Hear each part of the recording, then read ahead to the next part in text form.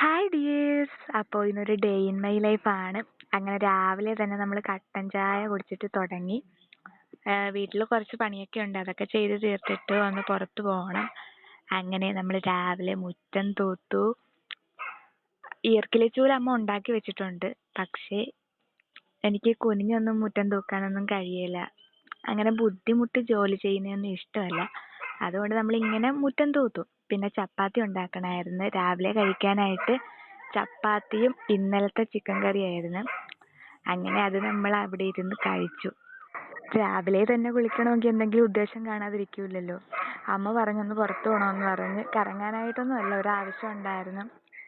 അപ്പോൾ ഒന്ന് പുറത്ത് പോകണമെന്ന് പറഞ്ഞ് അതിനാണ് രാവിലെ കുളിച്ച് റെഡിയായി ഇരിക്കുന്നത്. നിങ്ങളൊന്നും വിചാരിക്കരുത്.